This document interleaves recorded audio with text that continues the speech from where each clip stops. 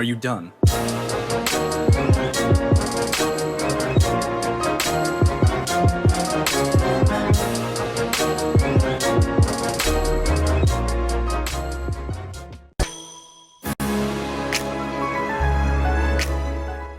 Hey, what's happening, guys? This is Eli8 coming at you with another video. So today we are going to be talking about Final Fantasy VII Remake. It's only been 6 months since the game released, but if Square Enix can patch the game 6 months after release, I think I'm allowed to make a theory video 6 months after its release, even though it's later than everybody else. Okay, but what are my thoughts about the ending? So a lot of stuff happened in the ending actually. So some people survived, even though we thought they would die. I'm not saying who, because some people may have not played the game yet. But you clicked on this video for some reason. Weird people you are. But then also time with 7 and then seconds, and I'll get into those in future videos. But I'm going to be talking about Final Fantasy VII Remake, the biggest takeaway. And that's the complete ending where Zack Fair is there. I'm happy. I'm actually happy. I'm not happy with the ending. I'm on the fence with the ending because it can go good, it can go bad. A lot of people don't like the ending. I understand that. I can see why people don't like the ending. But I also called it. I kind of called that Zack Fair would live. So Square Enix watches my videos. Thanks, lads. But yeah, I'm kind of happy that Zack Fair is alive. Mainly due to the fact that we don't know what's gonna happen in the future. Now, Zack Fair could not even be alive, and I'll get into that in a second. So a lot of people are thinking, yeah, Zack Fair, different timelines, because we've also seen another cloud over there, and all of that. And it's Zack Fair going towards Midgar, even though it's engulfed with Watchmen of Fate. And a reason I'm not showing these footages is because PlayStation did not record these scenes because it was all blocked. So, my luck. Yeah, but I'll still talk. You can see my beautiful face. But so anyway, like I said, Zack Fair, I did say he should live in the remake, mainly due to the fact that it gives that sense of what could happen next.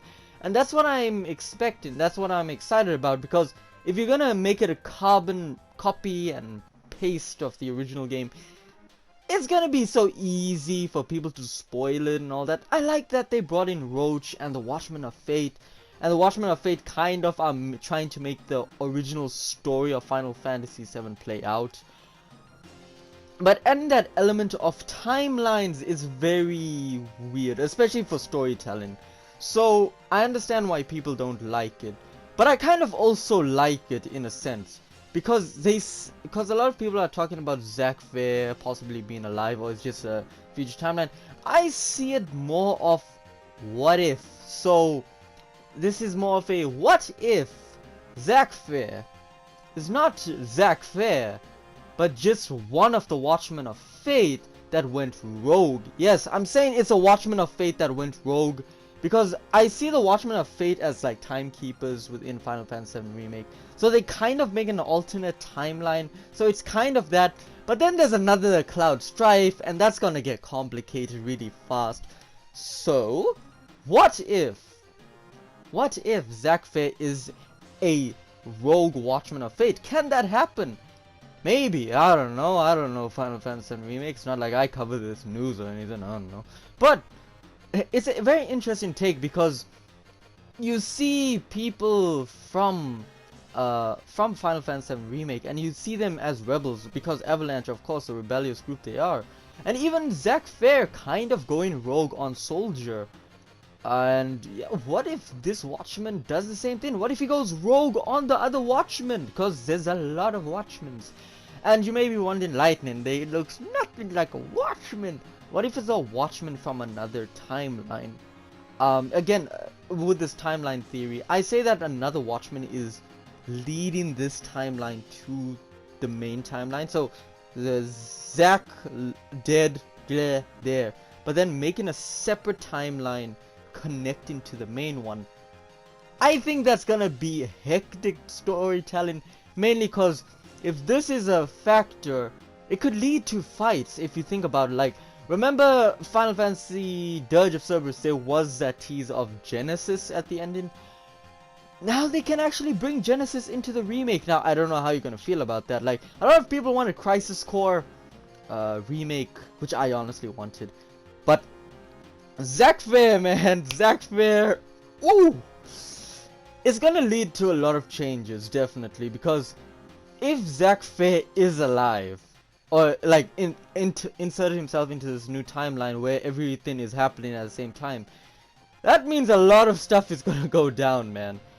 But does it mean that Zack Fair is going to die at the end? Maybe sacrificial. So I'm going to connect this to the 7-second theory.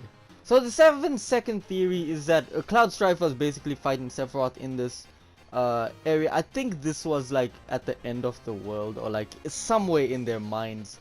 And Zack Fair, freaking Sephiroth said, you have 7 seconds to like change something, but there's 7 seconds were meant there. Now a lot of people are thinking this is Aerith. You know, the Aerith death scene within the original game, which I feel, yeah, that is 7 seconds long if you actually watch the cutscene.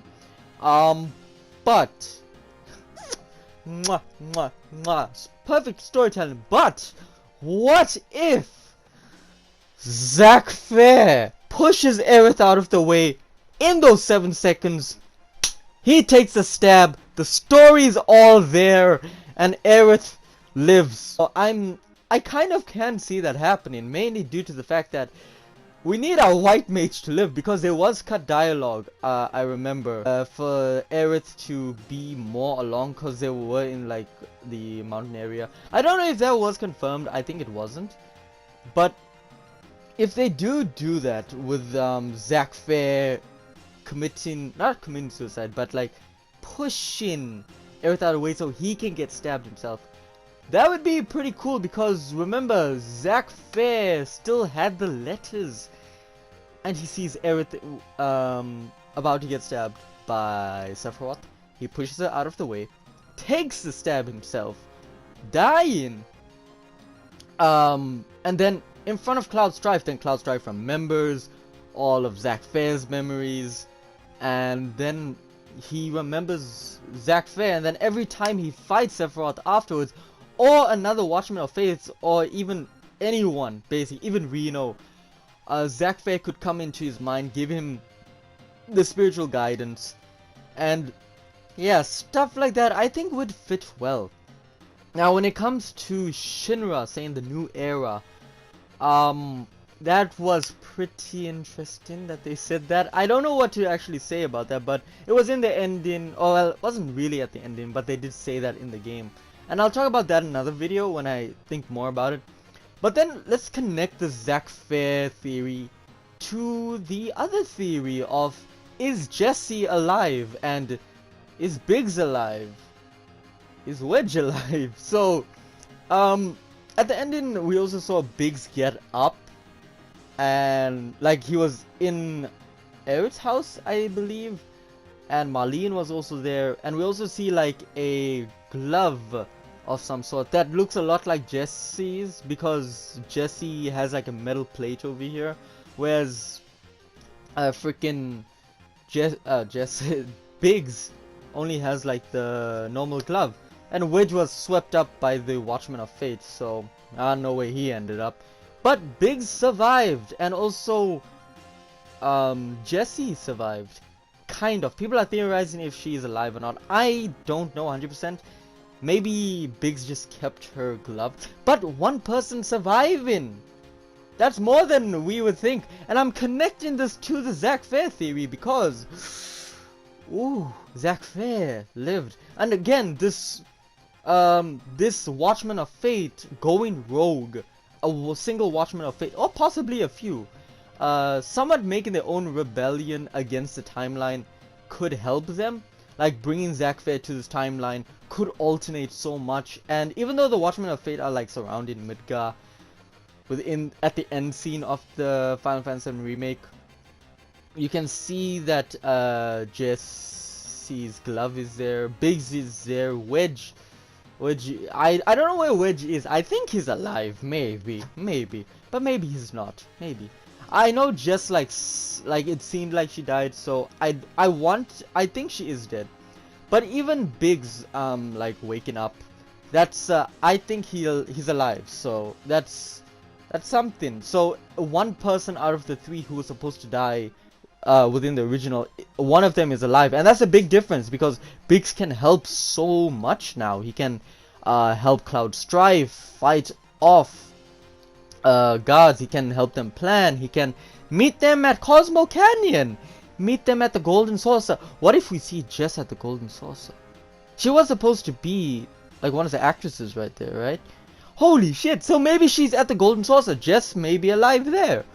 Wedge could be eating ice cream at the Golden Saucer. I think there was an ice cream stand, man. Maybe they can add that there. Yeah, I think that Zack Fair being alive is gonna be interesting, especially for part 2. Mainly because part 2, I definitely think it's gonna be heavy on the Wu-Tai stuff. Because Final Fantasy VII Remake part 1 had a lot of Wu-Tai stuff. And man, I want to see Zack Fair react to how old Yuffie got. I don't know why I froze there for a second, but yeah, Yuffie. I really can't wait for that. But I really want to see how Zack Fair actually interacts with Cloud. Like this, like Final Fantasy VII Remake Cloud, not Cloud Strife who survived Cloud. Yeah, I don't know how to actually say it, but I think Zack Fair could actually make everyone who died survive. Mainly, that's the thing, like this, if Zack Fair is alive, right, with this whole Watchmen of Fate actually going rogue, it can lead to so many timelines, like Lucretia not going with Hojo, Vincent not even being a thing. Oh my god, I hope Vincent is still Vincent. God, I hope Vincent's still Vincent.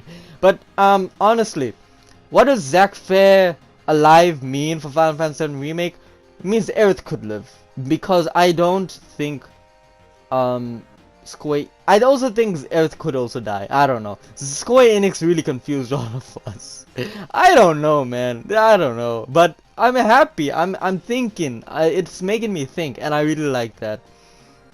But when it comes to my Aerith being saved by Zack Fair theory, does that mean Aerith will die in the end?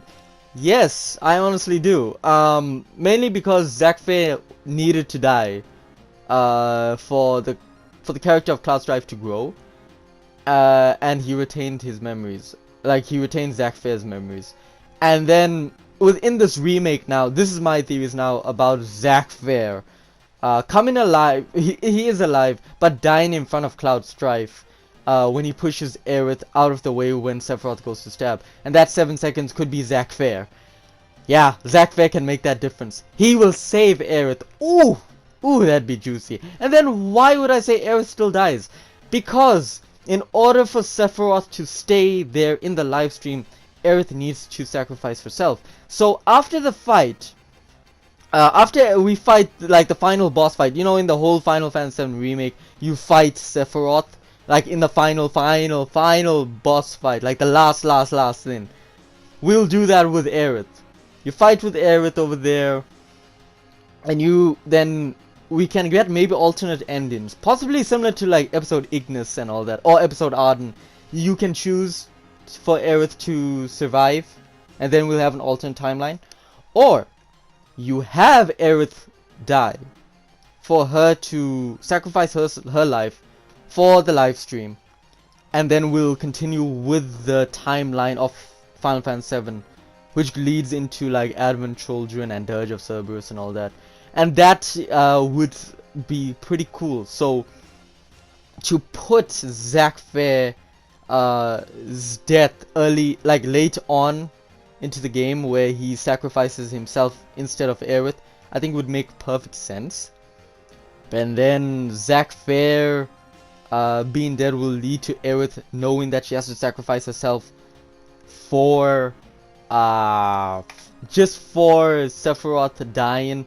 I think it makes complete sense, because seriously, because Aerith is like another half of Sephiroth, or like connected to Sephiroth, because of all the like concept arts and all the pre-production and everything that was for Aerith and Sephiroth, they are always connected. And that's the thing. So if Sephiroth has to die, Aerith has to die. But you may be wondering, why does Zack Fair have to save her?